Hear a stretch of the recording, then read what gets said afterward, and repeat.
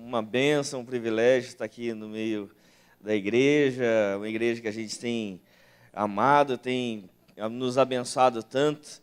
A gente tem caminhado aí no curso de pós-graduação e a gente tem ficado encantado com o coração dos irmãos, a maneira como os irmãos têm desenvolvido a fé cristã, a maneira como os irmãos têm se comprometido com o Evangelho, com a missão de Deus. E é um privilégio para nós estar aqui nessa noite, noite de celebração, comemoração, 16 anos daquilo que Deus tem gerado aqui na igreja, a gente poder compartilhar um pouco daquilo que Deus tem gerado na nossa vida também. E quando a gente fala sobre igreja, é importante a gente compreender do que nós estamos falando, né? Porque às vezes a gente pode encarar a igreja como um projeto humano, fruto das nossas competências, da nossa organização, resultado do nosso planejamento, resultado da nossa perspicácia, das nossas habilidades de trabalhar em grupo ou desenvolver alguma coisa. Mas a gente pode encarar a igreja também, não só como fruto das nossas competências, mas fruto da graça de Deus. Fazendo com que Deus, usando pessoas não tão competentes, não tão habilidosas, não tão homogêneas, mas diversas, pessoas com problemas, com dificuldades na vida, pessoas que enfrentam situações extremas, mas Deus, de alguma forma, por causa da sua graça e sua misericórdia, faz das pessoas mais improváveis as pessoas mais prováveis diante dele. E aqui a gente quer refletir sobre isso, sobre como que nós, como igreja, nós somos a igreja dos improváveis, mas Deus faz de nós infinitamente mais do que tudo que pedimos ou pensamos. Igreja como sendo o fruto da graça e do amor divino, e não das competências e habilidades humanas. É por isso que a gente quer refletir nessa noite com os irmãos, em 1 Tessalonicenses, capítulo 1. É importante a gente entender que igreja é o lugar dos improváveis. Igreja é o lugar das pessoas que foram alcançadas e transformadas pela graça divina. E é por isso que somos igreja. Amém? 1 Tessalonicenses, capítulo 1. Vai nos dizer assim a Escritura Sagrada.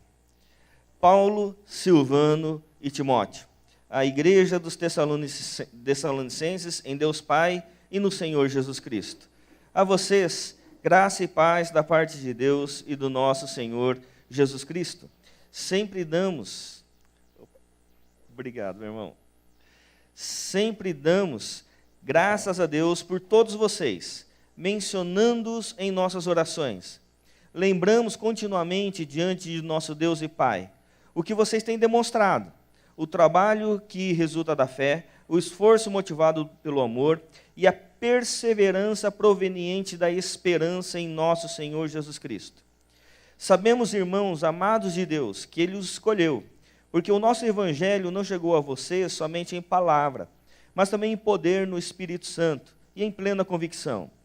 Vocês sabem como procedemos entre vocês em seu favor. De fato, vocês se tornaram nossos imitadores e do Senhor, pois apesar de muito sofrimento, receberam a palavra com a alegria que vem do Espírito Santo. Assim tornaram-se modelo para todos os crentes que estão na Macedônia e na Caia, porque partindo de vocês, propagou-se a mensagem do Senhor na Macedônia e na Caia. Não somente isso, mas também por toda parte tornou-se conhecida a fé que vocês têm em Deus. O resultado é que não temos necessidade de dizer mais nada sobre isso, pois eles mesmos relatam de que maneira vocês nos receberam e como se voltaram para Deus, deixando os ídolos, a fim de servir ao Deus vivo e verdadeiro, e esperar do céu seu Filho, a quem ressuscitou dos mortos, Jesus, que nos livra da ira que há de vir. Amém. Vamos orar. Pai, que grande alegria, Deus, está no coração de cada um de nós, por sabermos que nesses 16 anos, o Senhor, ó Pai, tem dado a cada um de nós a Tua graça, a Tua misericórdia, formado e gerado em cada um de nós o ser igreja. Por isso, ó Deus, nós queremos nesse instante conhecer cada vez mais o Teu coração. queremos, ó Deus, não somente ouvir uma mensagem por aquilo que é cognitivo, por aquilo que é racional, mas nós queremos, ó Deus, entregar espiritualmente a nossa vida a Ti, Senhor, para que o Senhor faça em nós sempre infinitamente mais do que tudo que pedimos ou pensamos. Age, ó Deus, e revela para nós a Tua vontade em nome de Jesus. Amém. Amém. Irmãos, a igreja de Tessalonicenses é uma das igrejas mais incríveis que tem em todo o Novo Testamento. É a única igreja que Deus vai dizer que é modelo de todos os crentes na Macedônia e Acaia. Todos os crentes do mundo grego da época. É a única igreja que Deus vai dizer, essa igreja é uma igreja modelo. E é importante entender que essa igreja era a igreja mais improvável para dar certo. Era a igreja que as pessoas olhariam humanamente e falariam que é a igreja mais improvável, a que tem menos condições de dar certo. Por quê? Porque essa igreja, quando ela foi formada numa extrema crise. É a começar por quem plantou essa igreja, que foi Paulo. Paulo, que era o apóstolo improvável, né, que Deus chamou e tudo mais, ele tinha passado por uma situação terrível na vida dele, porque ele tinha passado por uma prisão, ele tinha apanhado, ele tinha sofrido, ele tinha estado em Filipos, e lá naquela ocasião ele tinha expulsado o demônio de uma menina, um espírito adivinhador, e aí, por causa disso, o pessoal manda ele para a prisão, mas na prisão vai acontecer outra coisa muito improvável, porque ele lá na prisão, ele começa a fazer um culto, numa cela escura, cheia de criminosos, ele começa, juntamente com Silas, a adorar a Deus, começa a engrandecer o nome de Deus, e acontece algo extraordinário, algo improvável. Há um terremoto na cela e as portas da cela se abrem. O que seria o mais provável de acontecer num terremoto e as celas se abrirem? Todo mundo fugir, certo? E aí o carcereiro, pensando no provável, entra correndo na cela, vê que estava tudo escuro, a cela era escura, úmida, ele não vê ninguém porque estava à noite escuro, e aí ele tira a espada para tentar se matar, mas Paulo fala assim, não faça isso. O improvável aconteceu. Estamos todos aqui. Pensa dar um terremoto numa cadeia brasileira, na ala dos evangélicos. As portas se abrem. O que será que acontece? Lá em Filipos aconteceu o improvável. E aí o carcereiro se converte. A família toda do carcereiro se converte. Os presos tinham tudo se convertido porque não fugiram. Era tudo agora prisioneiro crente. E aí o Paulo, ele sai de Filipos, passa por Anfípolis, Apolônia e chega a Tessalônica. Em Tessalônica, ele não conhece ninguém. E ele vai lá começar a frequentar a sinagoga judaica. E na sinagoga judaica ele começa a falar de Jesus, começa a pregar Jesus lá para os judeus, e começa a acontecer um movimento muito estranho e improvável. Diz que lá em Atos 17, que muitas distintas mulheres, alguns judeus e muitos gregos se convertem. E a partir da conversão dessas pessoas, que vai formar a igreja de Tessalônica, os judeus, movidos de inveja, contratam homens maus dentre a malandragem, formam uma turba, invadem a casa de Jason, que estava hospedando Paulo e Silas, e trazem Jason para a praça pública. E dizem, esses homens que estão transtornando o mundo, chegaram também aqui. E aí o Paulo e o Silas têm que fugir. E deixa lá então a igreja de Tessalônica. Uma igreja formada em 3 pregações. 3 sábados. E agora Paulo e Silas tinham que ir embora, e aí eles saem de Tessalônica e vão para Bereia, plantar a igreja de Bereia. Quando ele deixa a igreja de Tessalônica, qual seria a possibilidade dessa igreja dar certo? Uma igreja formada em meio à perseguição, por um apóstolo ferido, por pessoas que tinham recebido apenas 3 pregações e que não tinha nenhum pastor. Qual a possibilidade dessa igreja dar certo? Humanamente, nenhuma. Era a igreja improvável. Era a igreja sem planejamento, sem organização, sem recursos, perseguida, com grandes dificuldades, com grande crise, olhando no horizonte. O horizonte era tenebroso. Mas, à medida que essa igreja, ela foi movida pelo Deus que faz do improvável um provável, então essa igreja se tornou a igreja mais pujante de todo o Novo Testamento. Porque Deus fez infinitamente mais do que tudo que pedimos e pensamos. Amém?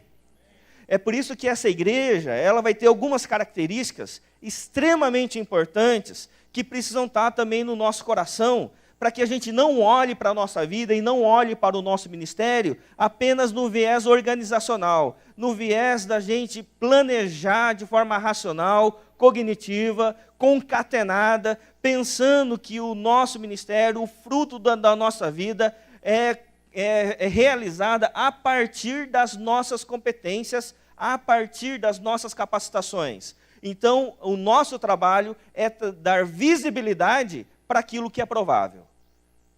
O que a gente quer trabalhar hoje é mostrar que a vida, ela não é trazer visibilidade para o provável, mas nós estarmos abertos, dispostos, a partir da revelação e da presença de Deus, para que Deus haja na nossa vida e faça o improvável na nossa existência.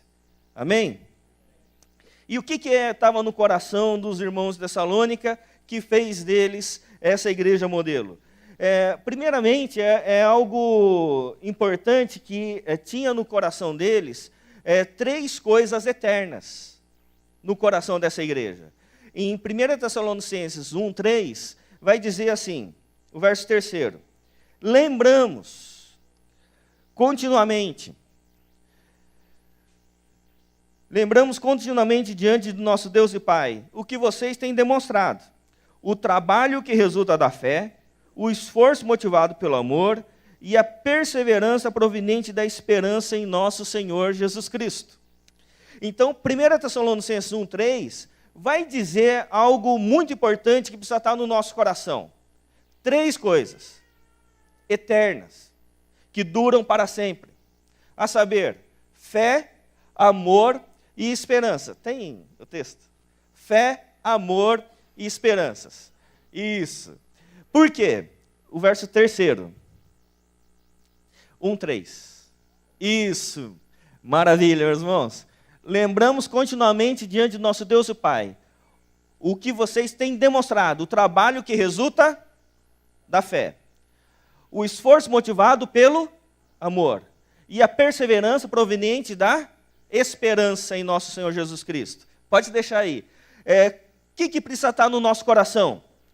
Fé, amor e esperança. Porque a fé é a certeza do que nós não vemos. É por isso que a partir da fé, a gente não lida mais com a nossa vida e com o nosso ministério a partir da organização e da concatenização humana, de trazer visibilidade ao que é provável humano, da gente olhar na nossa perspectiva humana e somente trazer pelas nossas competências uma realização. O que nós fazemos em Cristo Jesus é que agora nós estamos dispostos a todo o improvável de Deus, a trazer visibilidade ao que é invisível, porque a fé é a certeza do que nós não vemos. E a partir do momento que a gente vive, a partir daquilo que nós não vemos, Então agora a gente está pronto a viver o Evangelho sem sem errar o caminho por aquilo que a gente vê. Porque o que a gente vê vai desfocar a gente do que a gente não vê. Amém? Amém, irmãos? Irmãos, isso que é importante a gente compreender. O que é mais real? O que a gente vê, o que a gente não vê? Isso aqui é real? É concreto? Não é. É ilusório. Por quê? Porque tudo que você vê que é real, que a gente acha que é real, que é concreto, um dia vai acabar. Então não dura para sempre. O que é real na nossa vida? O que a gente não vê, que vai se manifestar e tomar visibilidade eternamente. Amém? Então, quando a fé abre os nossos olhos para o que a gente não vê, a gente abre então a possibilidade da gente viver não mais por vista. Não viver mais errando por aquilo que a gente está vendo.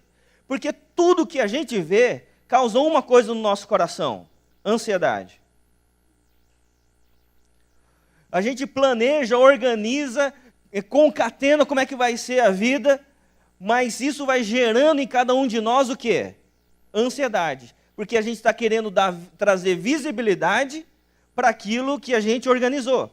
E aí vai trazendo ansiedade no nosso coração.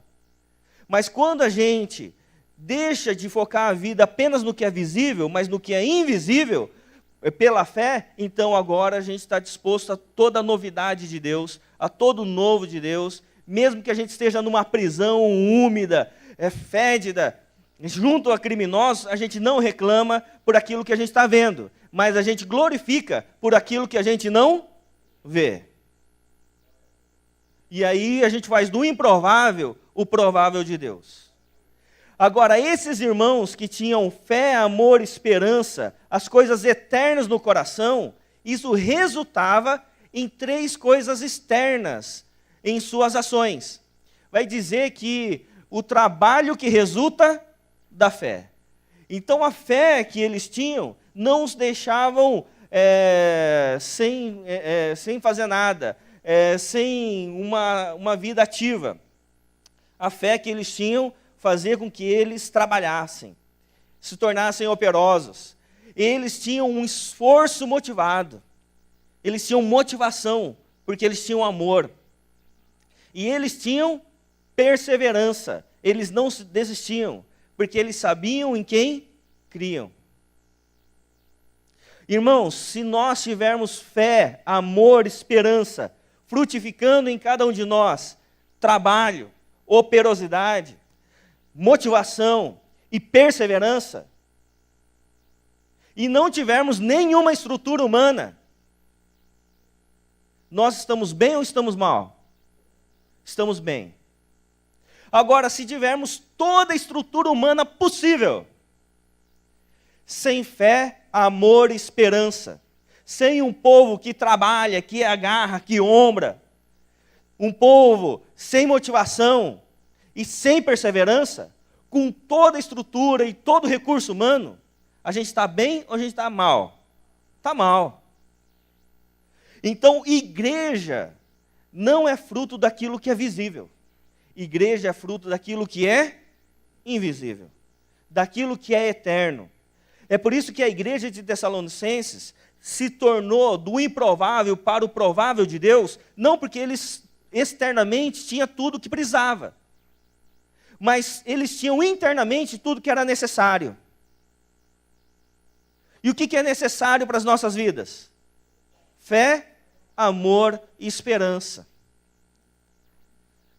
Se nós tivermos fé, amor e esperança, as 3 coisas eternas que vai dizer lá em 1 Coríntios 13, nós enfrentamos qualquer tipo de dificuldade. Nós enfrentamos qualquer tipo de problema.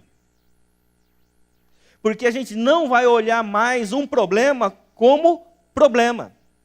Mas todo problema vai ser uma oportunidade. como, por exemplo, ser preso. É um problema? Aos olhos humanos, visível, que olha apenas naquilo que é objetivo, concreto, é um problema. Mas para quem tem fé, olhando além do visível, é uma oportunidade. Amém? Então, essa igreja se torna um modelo, porque eles traziam isso no coração. Mas eles tinham uma referência. Qual era, além disso, a referência? O verso de número 5 vai dizer assim: porque o nosso evangelho não chegou a você somente em palavra, mas também em poder no Espírito Santo e em plena convicção. Vocês sabem como procedemos entre vocês em seu favor. De fato, vocês se tornaram nossos imitadores e do Senhor, pois apesar de muito sofrimento, receberam a palavra com a alegria que vem do Espírito Santo. Amém? O que acontece com essa igreja? Essa igreja, além de trazer no coração fé, amor, esperança, eles tinham referências de fé, de amor e de esperança. Os líderes da igreja eram a referência de que isso era real, de que era possível, de que era verdadeiro. Eles se tornaram imitadores de quem? De Paulo e de Cristo. Vai dizer que eles se tornaram nossos imitadores e do Senhor. É por isso que é importante a gente ouvir, por exemplo, testemunhos como o nosso irmão deu, de que chega numa igreja e recebe um abraço. Chega aqui e recebe um abraço. Porque à medida que a gente vai vivendo o Evangelho, a gente vai sendo referência de fé, amor e esperança para toda a comunidade. E nós, como igreja, então nós não estamos só num aspecto religioso, mudando a geografia. Nós trazemos em nós algo divino. Nós trazemos algo em nós que faz toda a diferença nas relações com relação às igrejas e com relação às pessoas. Nós somos imitadores do Senhor. Se as pessoas quiserem ver Cristo, elas sabem onde podem encontrar. Porque nós não estamos aqui mostrando a nossa imagem. Na nossa relação como igreja, nós estamos mostrando a imagem de quem? De Cristo. E aí nós somos, como igreja, a materialização e dando visibilidade ao Deus invisível. Tudo que é invisível e é real, a igreja dá visibilidade. Por isso que a fé, o amor, a esperança, que nós não conseguimos ver, porque é interno, a gente dá visibilidade à fé, o amor, a esperança, com trabalho, com perseverança e com motivação. Mas também ao Deus que é invisível. Nós damos visibilidade ao Deus invisível sendo Cristo. Porque nós, como igreja, nós somos o corpo de quem? De Cristo. E Ele é o cabeça. Então agora, como igreja do Senhor Jesus, nós damos visibilidade ao Deus invisível. Se as pessoas querem conhecer um Deus de amor, aonde elas entram? Aonde elas vão conhecer de fato um Deus de amor? Na igreja, no relacionamento aqui conosco. Porque como igreja do Senhor Jesus, se alguém tiver problema, o lugar dessa pessoa que tem problema é onde? Aqui, no nosso meio. Porque se chegar alguém muito problemático, a gente não vai reclamar. Amém?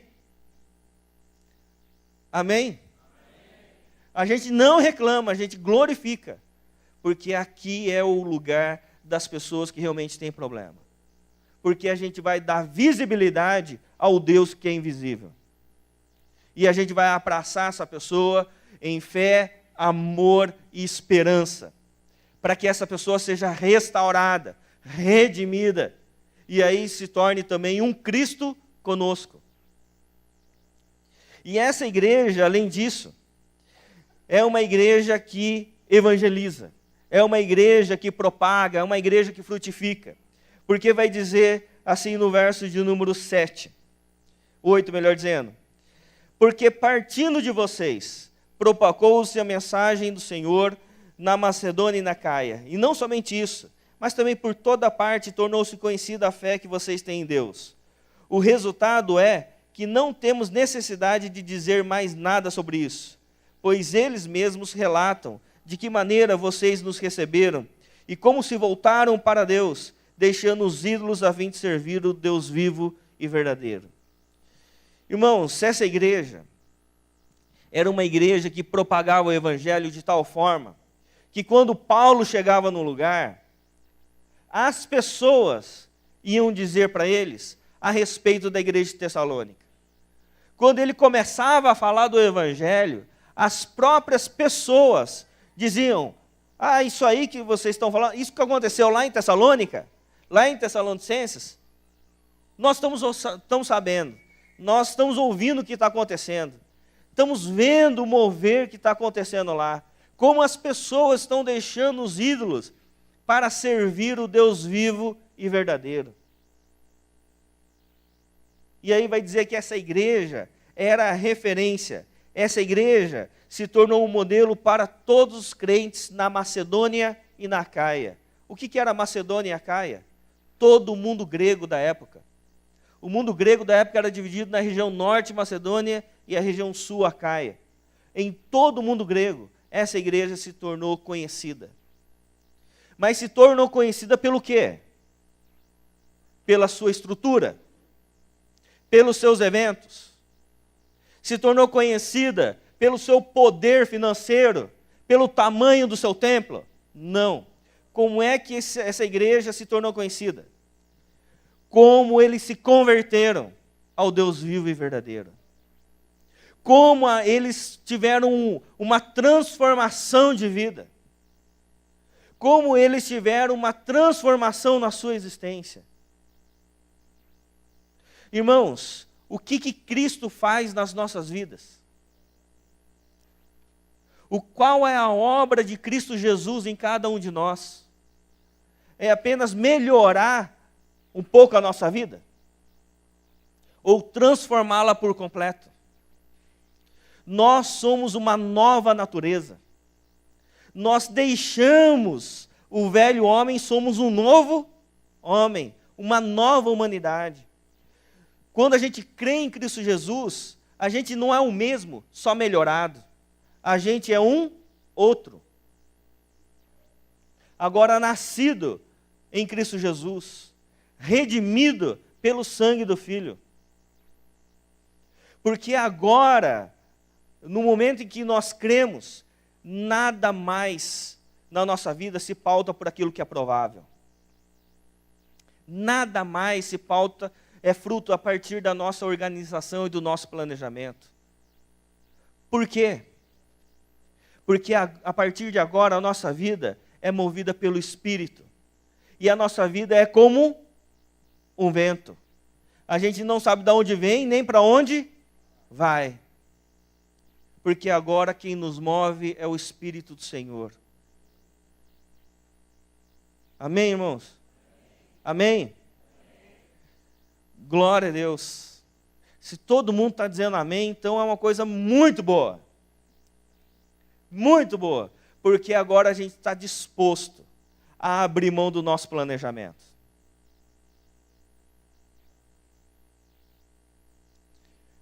Amém?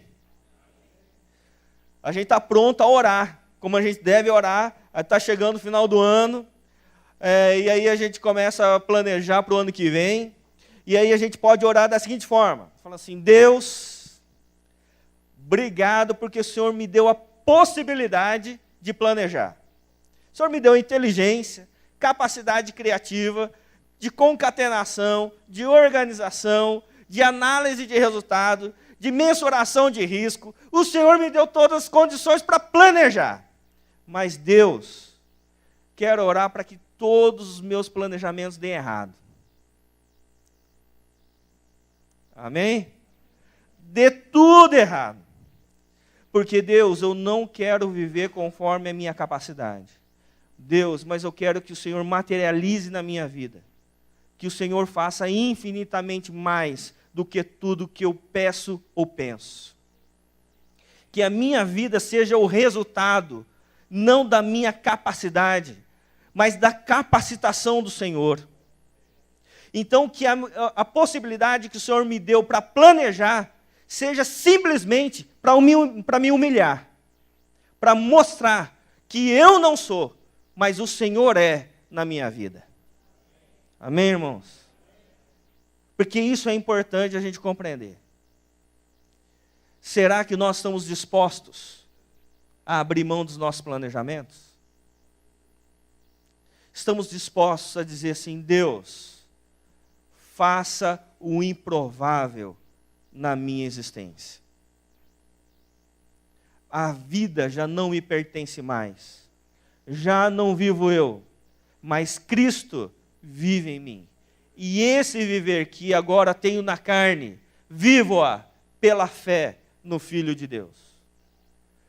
Então, Deus, eu estou pronto para que o Senhor faça o improvável.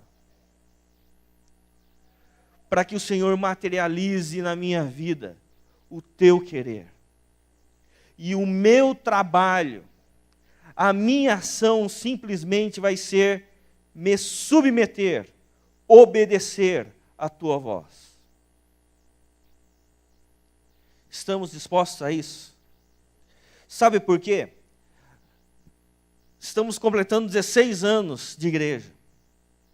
E é possível que nesses 16 anos, todos nós experimentamos um improvável de Deus.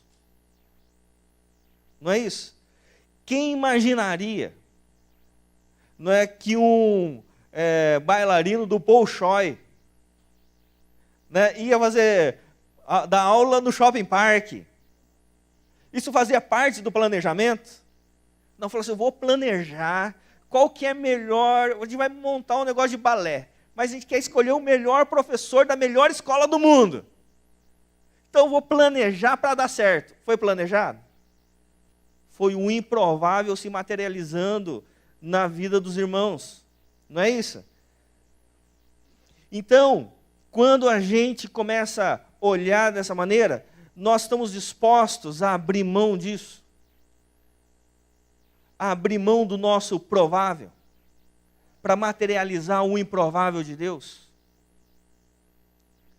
Para que a nossa vida não seja o resultado da nossa capacidade, mas da capacitação do Senhor. E aí, quando nós vamos lidar dessa maneira com o Evangelho, aí a gente sabe que tudo aquilo que Deus está nos dando, tudo aquilo que Deus está fazendo, não é resultado nosso. E sabe o que isso acontece no nosso coração, irmãos? Humildade. É por isso que nesses 16 anos que a igreja está caminhando, quantos improváveis já aconteceram aqui? Quantos improváveis de Deus se materializaram aqui? É por isso que agora, que nós estamos completando 16 anos, nós vamos continuar orando pelo quê? Pelo improvável. Para que aquilo que aconteceu até aqui seja a base, o fundamento, o início de tudo aquilo que ainda vai vir. Porque se em algum momento a gente dizer, já está bom, fizemos bastante, já esforçamos bastante, já conseguimos o que a gente queria, aí a gente deixa de ser movido pelo Espírito e passa a ser movido apenas por um desejo de conforto e de acomodação. E a gente deixa de ouvir a voz da revelação de Deus, que nos direciona a um improvável.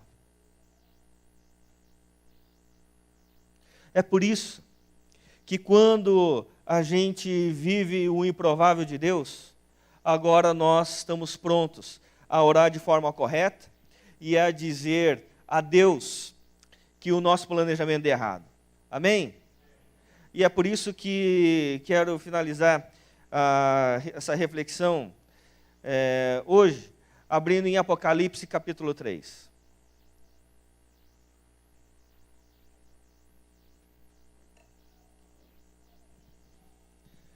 Apocalipse 3.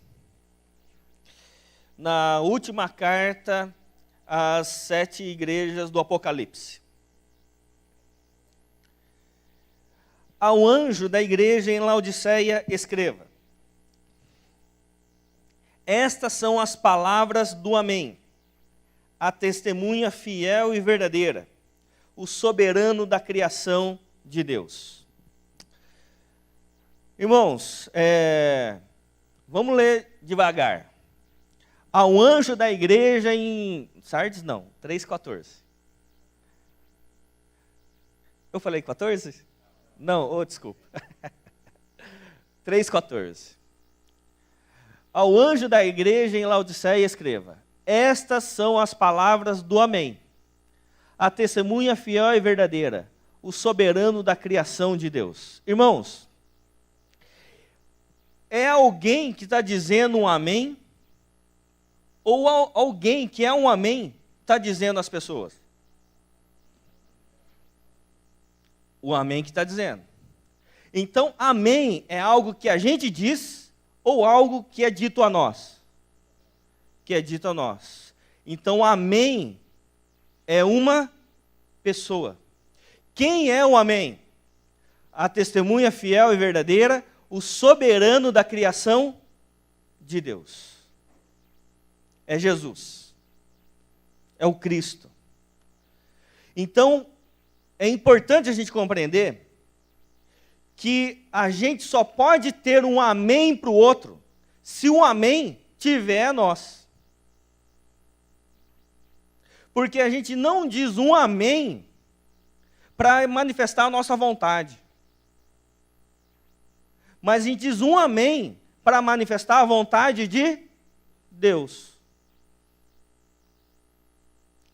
Amém, irmãos? Amém? Então, amém vem da palavra verdade, verdadeiro. O que é verdadeiro. Então, quando a gente fala amém, não é a gente dizendo a Deus, é uma invocação de Deus. Amém aqui na carta de Laodiceia, está no início ou está no final da oração? Está no início. Porque a gente começa pelo amém.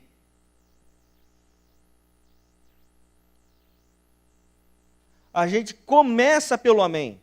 Porque é um amém que vai trazer em nós a revelação de Deus. Ele é o soberano da criação de Deus.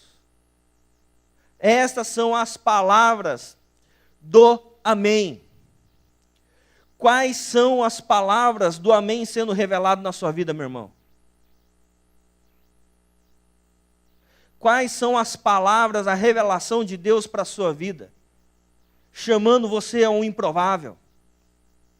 Chamando você a uma vida, não a partir das suas competências, mas da capacitação do Senhor. Não a partir do desejo de construir uma vida para um conforto, mas de construir uma vida que reflita o caráter e a missão de Deus. E aí, quando a gente vai orar, a gente já ora começando pelo amém. Pela revelação de Deus. E aí, quando a gente finaliza a oração dizendo amém, é porque o amém já está em nós. Então, a gente só reflete aquilo que Deus revelou para cada um de nós. E aí, nós temos um amém para o amém. Amém, irmãos? Então, o amém não pertence a nós. Pertence a quem? A Deus. Mas Ele concede a nós, para que a gente seja submisso à vontade dEle. E aí a igreja vive em submissão, em missão continuamente, em humildade, quando se conquista tudo, porque a gente sabe que não foi por nós, mas foi pela graça. E por mais que tenhamos conquistado, a gente nunca se acomoda, porque agora nós estamos debaixo do amém, e aonde Deus quiser nos levar, Ele nos leva.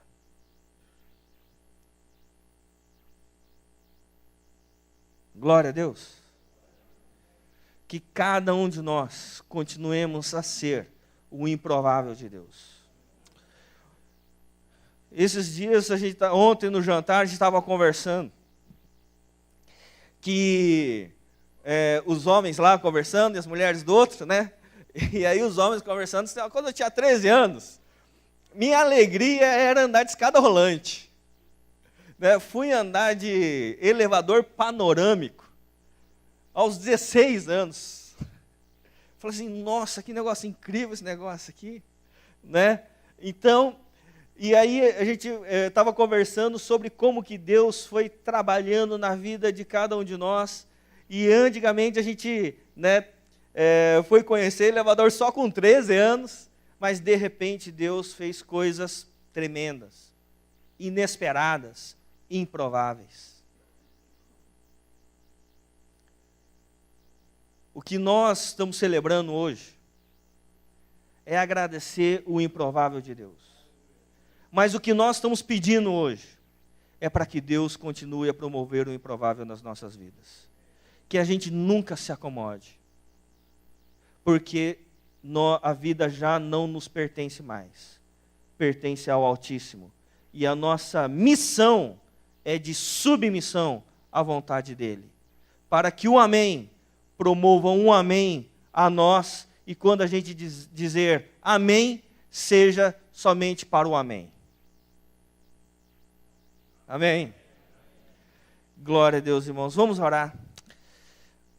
Pai, obrigado, Senhor, pela bênção da Tua graça, da Tua misericórdia, que nos renova a cada manhã.